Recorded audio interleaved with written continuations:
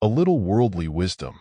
A lesson from the book Personal Magnetism, Psychic Influence, etc. by William Walker Atkinson. In the preceding lesson, I compared the two functions of the mind of each individual to the two brothers partners in a business enterprise. For the convenience of explanation, I will continue this illustration, which is quite applicable to the real state of affairs. This active partner is a particular old fellow and needs considerable humoring and careful handling.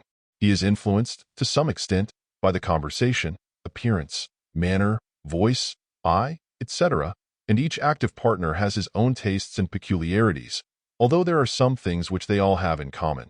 As to conversation, we should if possible ascertain what interests the old fellow. If you please him in this respect, he is apt to lose sight of his duties as guardian of his easy brother. You should therefore learn to talk to him about things in which he is interested, but do not make the mistake of talking too much. Give the old man a chance. You should talk until you get him well started on a favorite topic, and then you keep quiet. You should cultivate the art of listening, for it is one of the most valuable accomplishments in the world. Many a man, or woman, has risen to a high position simply by being a good listener. You may remember the old tale told of Thomas Carlyle. A visitor once called on him, and being a good listener and a student of human nature as well, managed to get him started talking on a favorite subject. Carlyle talked for over 3 hours without giving the visitor a chance to get in a word edgeways. When the caller at last rose to depart, Carlyle accompanied him to the door in a surprisingly good humor and bade him goodbye, saying, "Come again, Mon. We've had a most delightful conversation. Do you see the point?" Listen attentively to the old active partner and act as if each of his words was a bright golden dollar, fresh from the mint, but do not fall under the influence of his spell. Pay earnest attention to what he says, but do not let his thoughts produce any real impression upon you, or else he will be selling goods to your passive partner. Keep yourself positive, not negative, for you will have a word to say to the easy brother after the old fellow becomes intoxicated with the exuberance of his own verbosity and relaxes his vigilance. By all means, cultivate the art of intelligent listening. As to appearance, I would advise you to avoid the two extremes of flashiness and dowdiness, respectively. Keep in the middle of the road. You should particularly avoid clothing calculated to attract special attention, either by its extreme style or the reverse. The apparel should be simple, neat, and clean. Do not wear a shabby hat or shoes, for these things are especially noticeable. A man with a good hat and neat, well-cleaned shoes may pass muster even with well-worn clothes, if clean, whilst with a shabby hat or muddy or shabby shoes the effect of even a fine suit of clothes is lost. Always wear clean linen. These things count. Eschew the use of strong perfumes. To most men, strong perfumes are an abomination. It is scarcely necessary to add that personal cleanliness is an important prerequisite for obtaining a favorable hearing with the majority of active partners, even though they be not so particular themselves. Your manner should be pleasant and cheerful, yet not frivolous. A certain degree of reserve is desirable.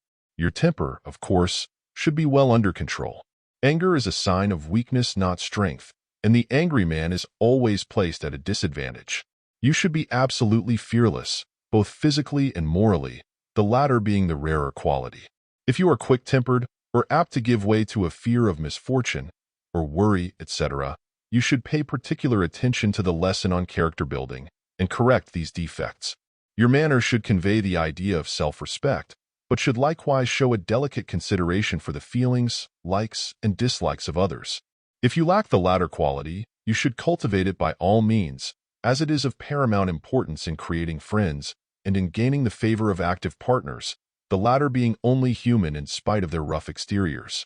If you will carry in your mind this thought, "I act towards you as I would like you to act toward me," and make the thought take form in action, you will acquire this valuable quality. Cultivate a frank, open manner. Most people like it. Be earnest when you talk. It not only holds the attention of the people to whom you are talking, but is a valuable aid to you in having your suggestions accepted and, besides, is an important factor in imparting force to your thought vibrations. Cultivate a firm, honest, manly handshake. Nobody likes to have thrust upon him a flabby, limp hand. You don't yourself. Do not forget this. If you have not the proper handshake, start to work and get it at once.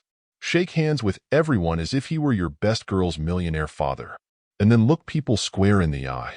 I will have more to say about the power of the eye in the next lesson, but I wish to call your attention to it in connection with the hearty handshake.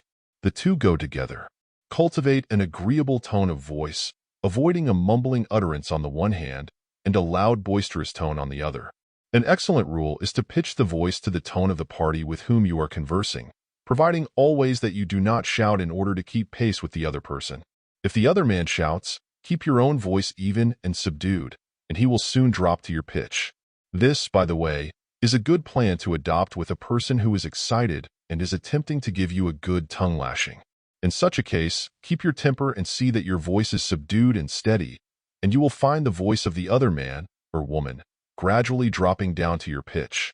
As he lowers his voice, his temper subsides, and he feels ashamed, and you have won the day. Try it. There is much in the voice. A flexible, well-modulated voice is most pleasing and wins many victories for its fortunate possessor. Let your voice express the shade of feeling which you wish to convey. This is one of the most potent forms of suggestion. An expressive voice is one of the principal tools of the successful suggestionist.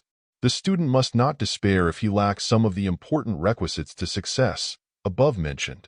He should know that every one of these gifts is within his reach, if he will but take the trouble to acquire it. I explain this point fully in the lesson on character building. Another very important medium of influencing others, including our old active partner, is the eye. The human eye.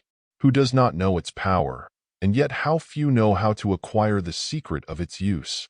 One could write volumes upon its power as a weapon of offense and defense, and its aid in influencing man and the lower animals, and yet not begin to exhaust the subject.